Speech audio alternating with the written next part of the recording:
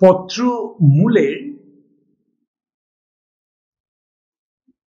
গোড়ায় একটা গোড়াটা স্ফীত থাকে, ফোলা, একে বলা হয় উপাধান।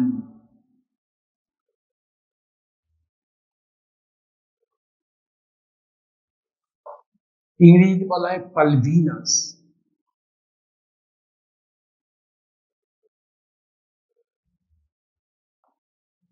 উদ্ভিদের অঙ্গ সঞ্চালনের মাধ্যমে কোন ধরনের চলন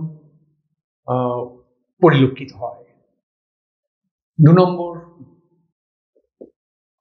লজ্জাবতী লতার পাতাকে ছুলে পাতাটা নুয়ে পড়ে, এটা কি ধরনের চলন? আজ আমরা আলোচনা করব ক্লাস 10-এর প্রথম চ্যাপ্টারের প্রথম অংশ। প্রথম অংশের অধ্যায়ের নাম হলো জীবজগতে সমন্বয় ও নিয়ন্ত্রণ। প্রথমেই আমাদের বলতে হবে যে জীবন কি। জীবন নিয়েই তো কথা। জীবন কি? জীবনের এমনি কোনো সংজ্ঞা তো হয় না, কিছু বৈশিষ্ট্য প্রকাশের মাধ্যমে এই জীবনকে প্রকাশ করা হয়। যেমন যে সমস্ত জীবের চলন, গমন, রেচন এগুলো আছে, শ্বসন, জনন, এগুলো দেখতে পাওয়া যায় যেসব জীবকুলের, তাদেরকেই বলা হয় জীবিত বা তাদেরই জীবন। যেসব এসব বৈশিষ্ট্যের প্রকাশের মাধ্যমেই জীবন গঠিত হয়। এই জীবনের কিছু কিছু বৈশিষ্ট্য আছে, যেমন ধরো চলন। উদ্ভিদের এই সাড়া দেওয়ার মাধ্যমেই এই চলন ঘটে থাকে। যেমন একটা বীজ অঙ্কুরিত হচ্ছে,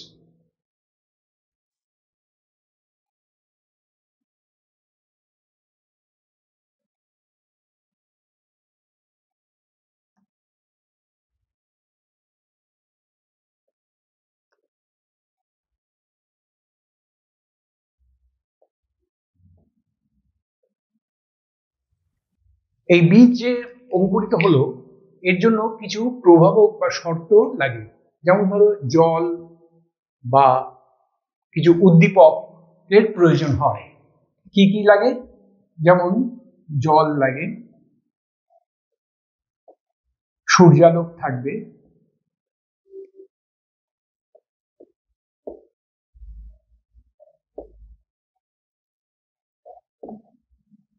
অভিকর্ষজ বল থাকবে,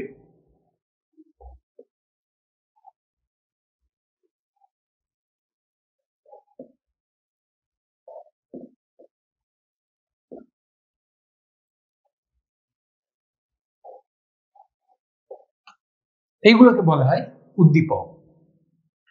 বিটক অংশটা উপরের দিকে যাবে আর মূল অংশটা মাটির তলায় প্রবেশ করবে। তাহলে এই উদ্দীপকটা কি? উদ্দীপক মানে ইংরেজিতে বলা হয় স্টিমুলাস। এই উদ্দীপক হলো জীবনের কিছু কিছু পরিবর্তন, যে পরিবর্তনগুলো জীব নিজে বুঝতে পারবে এবং সে অনুযায়ী সাড়া দেবে। এই সাড়া প্রদানকে বলা হয় সাড়া দেওয়া, উদ্ভিদের সাড়া প্রদান।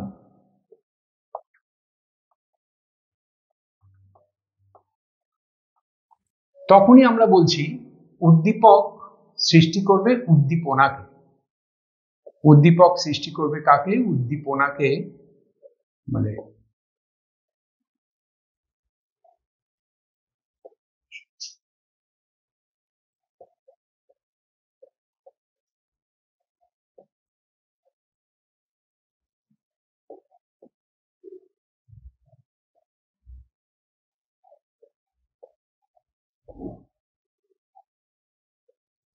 উদ্দীপনা।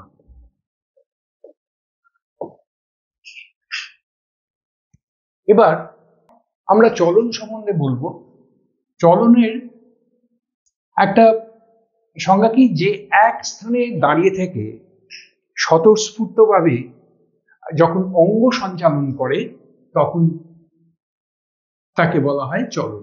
অঙ্গ সঞ্চালন করা এবং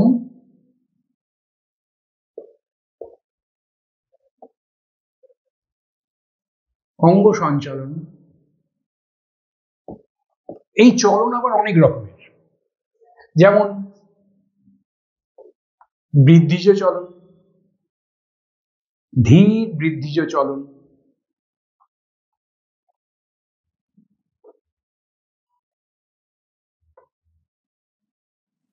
দ্বিতীয় ভাগ রসস্ফীতিজনিত চলন,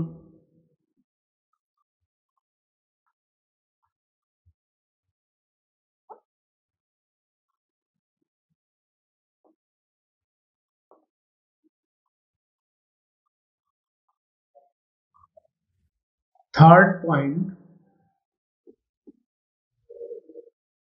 রোটেশন,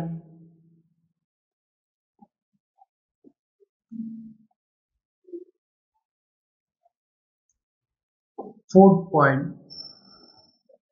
circulation,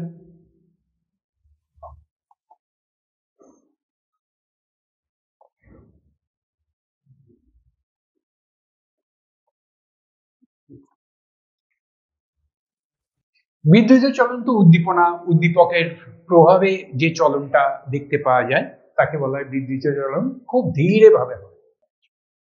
রসস্ফীতিজনিত চলন কোনটা না, কোষের রসস্ফীতিজনিত চাপ বৃদ্ধি পেলে কোষের ভেতরে জল গ্রহণ হয়, গৃহীত হয়, তার ফলে কি হয়, কোষের ওপর কোষ প্রাচীর প্রোটোপ্লাজমের আয়তন বেড়ে যায় এবং কোষ প্রাচীরের ওপর একটা চাপ সৃষ্টি হয়, তাকে বলা হয় রসস্ফীতি চাপ।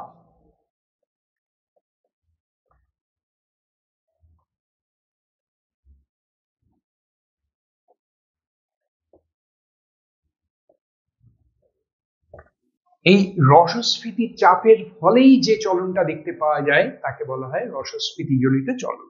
আচ্ছা, এই উদ্দীপকের প্রভাবে এই সাড়া প্রদানকে বলে সংবেদনশীলতা, সংবেদনশীলতা বা সেন্সিটিভিটি।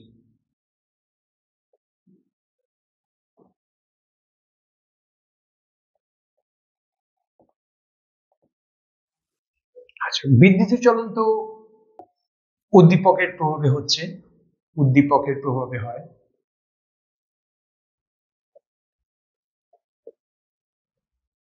রসস্ফীতিজনিত চলন রসস্ফীতি চাপের ফলে হচ্ছে। রোটেশন, রোটেশন হলো পরিণত উদ্ভিদ দেহে, পরিণত উদ্ভিদ কোষে যখন ভ্যাকুল বা গহ্বর, বৃহৎ কোনো গহ্বর কোষের মধ্যে, যে এই উদ্ভিদ কোষে যে গহ্বর থাকে, গহ্বরকে ঘিরে যে প্রোটোপ্লাজম, সমগ্র প্রোটোপ্লাজমের যে মুভমেন্ট বা চলন দেখতে পাওয়া যায় তাকে বলা হয় রোটেশন। আর সার্কুলেশন কি, অনেকগুলো ছোট ছোট গহ্বরকে ঘিরে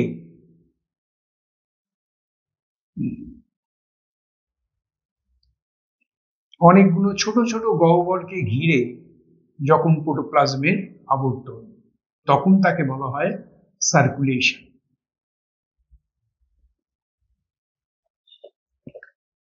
তাহলে গমন কি?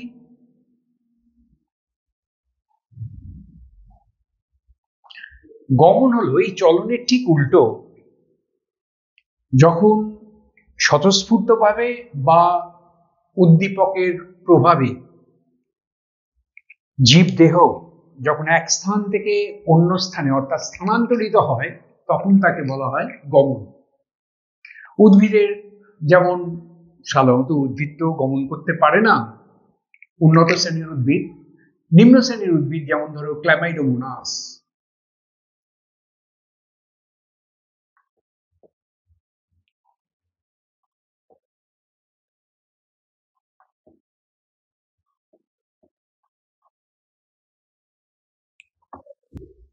ভলভক্স,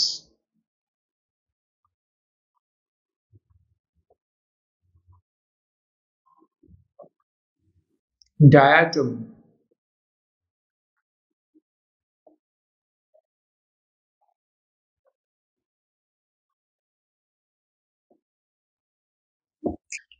এই ধরনের উদ্ভিদরা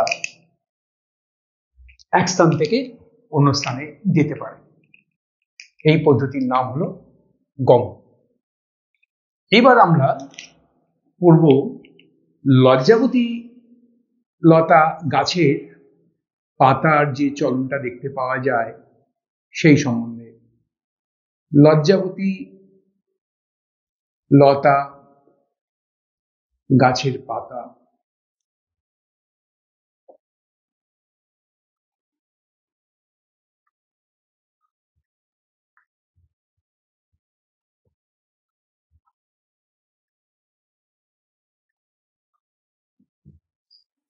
কি বলছে এখানে?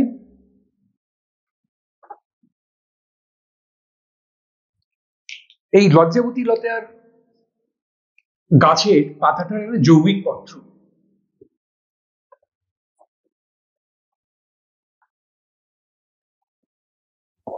এই যৌগিক পত্রে মধ্যিখানে পাতা থাকে এবং দুপাশে থাকবে পত্রক।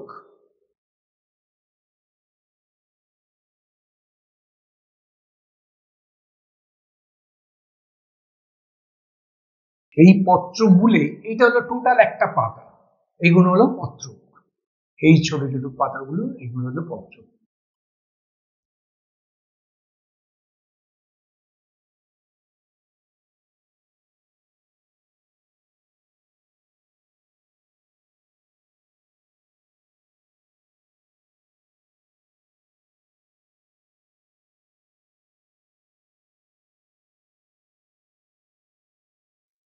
পত্র মূলের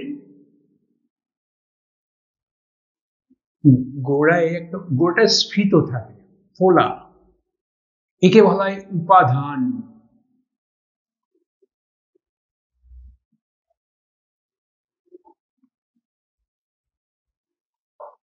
ইংরেজিতে বলা হয় পালভিনাস।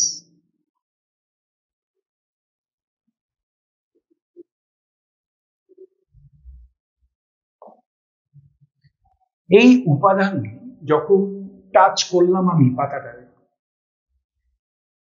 এই স্পর্শের প্রভাবে এই কোষে, এখানে যে কোষ থাকে মোটর কোষ, সেই মোটর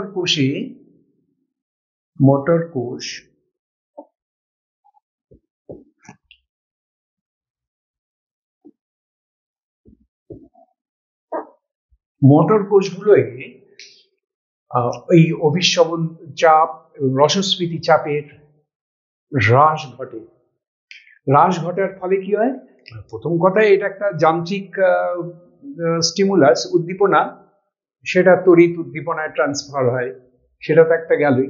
তারপর রসস্ফীতি চাপের হ্রাস ঘটে, যার ফলে এটা পুরো পত্রটাই নেবে যায়, নিচু হয়ে যায়, নুইয়ে পড়ে। এই নুইয়ে পড়াটা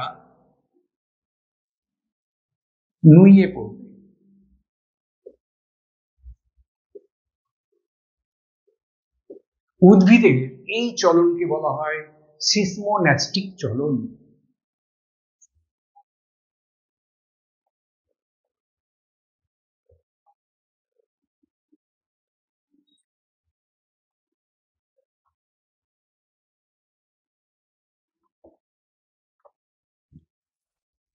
এই এই রকম অবস্থায়, নুয়ে পড়া অবস্থায় প্রায় 20 মিনিট পরে আবার তার রসস্ফীতি চাপের আগের পূর্ব অবস্থায় ফিরে আসে, লজ্জাবতী হয়। এরপর যেটা আসছে সেটা হলো ডিসমোডিয়াম গাইডেন্স বা বনচাঁড়াল গাছের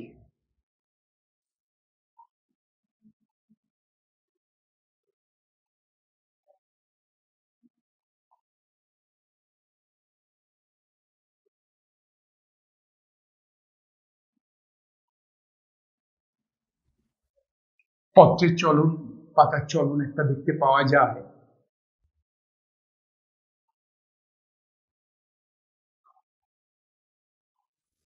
বনচাল গাছের বিজ্ঞানসম্মত নাম তোমাদের বইতে দেওয়া আছে ডেসমোডিয়াম গাইডেন্স।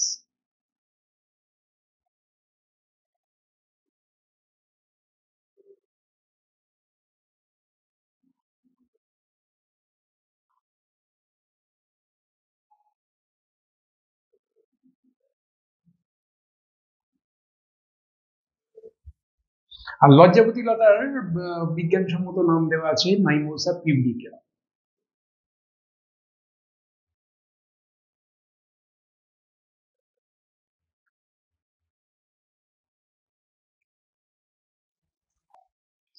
এই ডেসমোডিয়াম বনচারাল গাছের পাতাটা হলো এখানেও যৌগপত্র, একই রকম যৌগপত্র থাকে, পালভিনাস থাকে, কিন্তু পাতাটা শেপটা হয়ে যায় এরকম।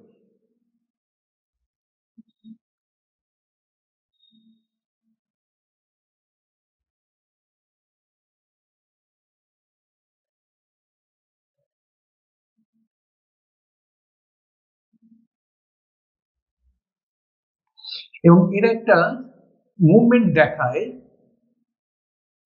ওই লজ্জাবতী লতার মতনই একই রকম যৌগপত্র, এবং এখানেও পালভিনাস দেখতে পাওয়া যায়। একটা স্ফীত অঞ্চল পত্রমূলে দেখতে পাওয়া যায়। হ্যাঁ, এখানেও মটর কোষ থাকে, এবং সেই মটর কোষের রসস্ফীতি চাপের হেরফেরের ফলে এই লিফের পাতা একটা মুভমেন্ট দেখতে পাওয়া যায়। বিশেষ করে ল্যাটারাল লিভস গুলো যেগুলো আছে, পার্শ্বীয় পত্রক যেগুলো আছে, সেগুলোতে এর একটা উপর নিচ মুভমেন্ট দেখায়। হ্যাঁ, তাই জন্য এই গাছটাকে বলা হয় নিত্যরত উদ্ভিদ। নিত্যরত উদ্ভিদ।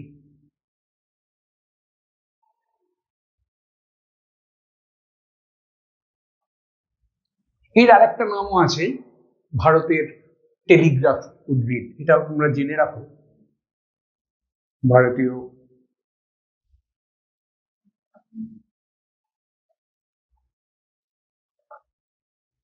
টেলিগ্রাফ।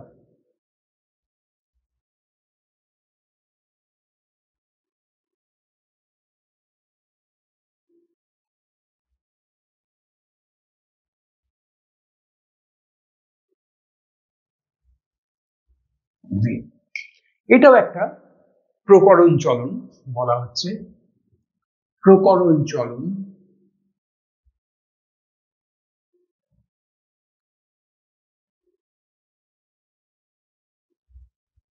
মাইমোসা পিউডিকা, লজ্জাবতী লতা গাছের পাতাতেও যে চলনটা হয়, একেও বলা হয় প্রকরণ চলন।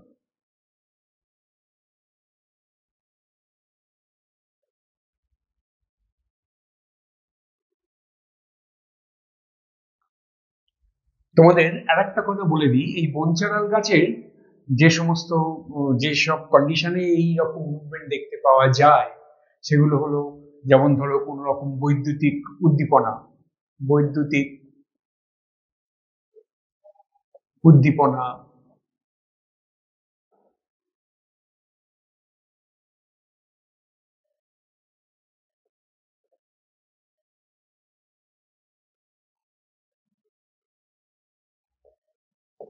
বা রাসায়নিক উদ্দীপনা,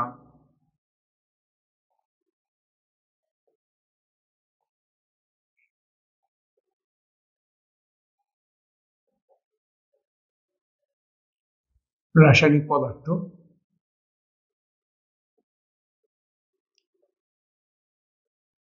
কিংবা তড়িৎ উদ্দীপনা, এটাও এইসব কন্ডিশনে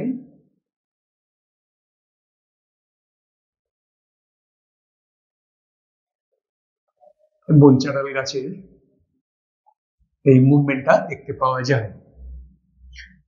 আচ্ছা, এবার আসছি আমরা প্রফেসর জেসি বোসের, জগদীশচন্দ্র বোসের ভূমিকা সম্বন্ধে দু চার কথা। উনি তো সংবেদনশীলতার উপর, উদ্ভিদের সংবেদনশীলতার উপর পরীক্ষা করেছিলেন, সর্বসমক্ষেই পরীক্ষাটা করেছিলেন। ওনার তৈরি যন্ত্রের নাম ক্রেস্কোগ্রাফ। ক্রেস্কোগ্রাফ।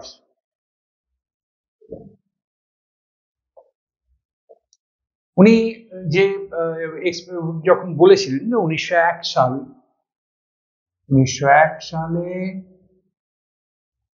10ই মে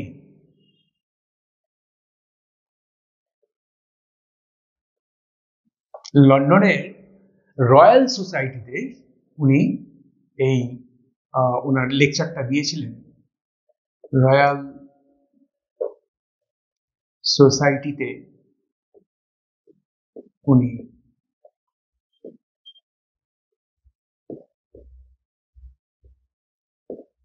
এই ওনার বিখ্যাত লেকচার দিয়েছিলেন। ওখানে বলা হচ্ছে এগুলো অনেক ক্রেস্কোগ্রাফ যন্ত্রটায় অনেকগুলো গিয়ার থাকে, আর এর একটা ধোঁয়াটে একটা প্লেট থাকে।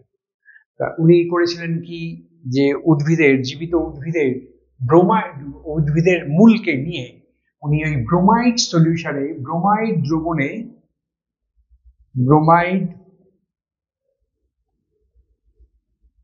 দ্রবণে উনি রেখে দিয়েছিলেন উদ্ভিদের মূল অংশকে, এবং ওই যে ধোঁয়াটে যে প্লেটটা ছিল সেইখানে আলোক বিন্দুটা অসম্ভব রকম কাঁপতে থাকে। তারপর তো উদ্ভিদের মূল অংশটা মরে গেল। যখনই মরে গেল তখনই ওই উদ্ভিদের আলোর কম্পনটাও থেমে গেল।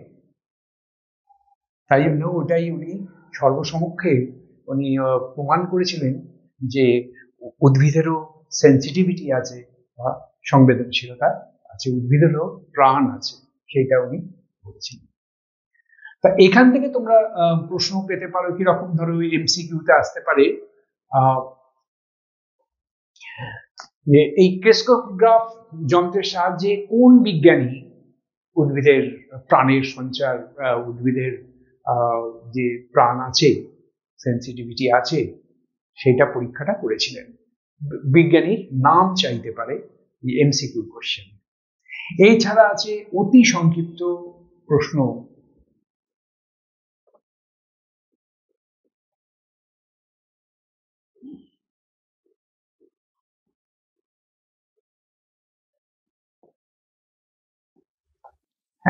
ধরো এরকম হতে পারে যে উদ্ভিদের অঙ্গ সঞ্চালনের মাধ্যমে কোন ধরনের চলন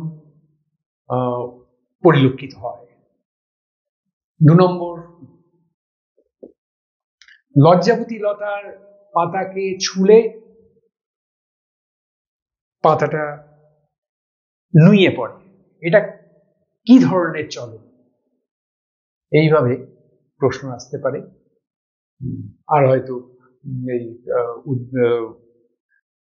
লজ্জাবতী লতার চলনের উপর বা বনচাল গাছের চলনের উপর কোনো প্রশ্ন এলেও আসতে পারে। এই পর্যন্ত তোমরা পড়ো, তারপর যদি কোনো প্রশ্ন থাকে তোমরা জানাও। আর এই বলে আজকের ক্লাস শেষ করলাম। সবাই ভালো থেকো।